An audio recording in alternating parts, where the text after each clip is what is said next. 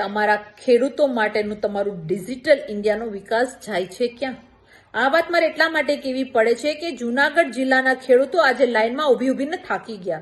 કારણ કે તમે જે સહાય આપી છે એ સહાયમાં તમે જે નીતિઓ ઘડી છે કે તમારે ડિજિટલ પોર્ટલમાં એન્ટ્રી કરવાની છે સહાય માટે, તમારે આ ડોક્યુમેન્ટ્સ આપવાના છે, પણ તમારા પોર્ટલો તો ચાલતા નથી, સર્વર ડાઉન હોય છે. આ પહેલી વખત નથી બન્યું, આવું અનેક વખત બન્યું છે.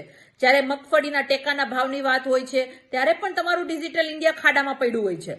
તો અમારે તમને એટલું જ કહેવાનું છે કે અમારો ખેડૂત ઓછું ભણેલો હોય છે. તમે ડિજિટલ ઇન્ડિયાના વિકાસની મોટી મોટી વાતો કરો છો, તો અમારા ખેડૂત માટે પણ સરળ ટેકનોલોજી ડેવલપ કરો, સરળતા રાખો અને સર્વરો મજબૂત રાખો, જેથી કરીને ખેડૂતોને લાઇનમાં ના ઊભવું પડે. સહાયમાં તો તમે અન્યાય કર્યો જ છે, સાથે સાથે આવો માનસિક ત્રાસ આપીને પણ ખેડૂતને હેરાન કરી રહ્યા છો. જ્યારે તમારી ઇલેક્શનો હોય છે ત્યારે તો તમારું આ ડિજિટલ ઇન્ડિયા ફટાફટ કામ કરી જાય છે.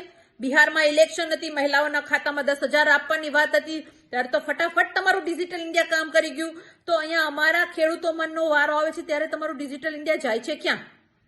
એટલે ખાસ કરીને સરકારને એટલી મારી વિનંતી છે, બે હાથ જોડીને, કે ખેડૂતોને લઈને સંવેદનશીલતા દાખવો. ખેડૂતોને લઈને તમારે જે સરળતા ઊભી કરવી જોઈએ, એના ડોક્યુમેન્ટ્સને લઈને સરળતા ઊભી કરવી જોઈએ, જેથી કરીને સહાય ત્વરિત અને તાત્કાલિક મળે એવો રસ્તો અપનાવવો જોઈએ.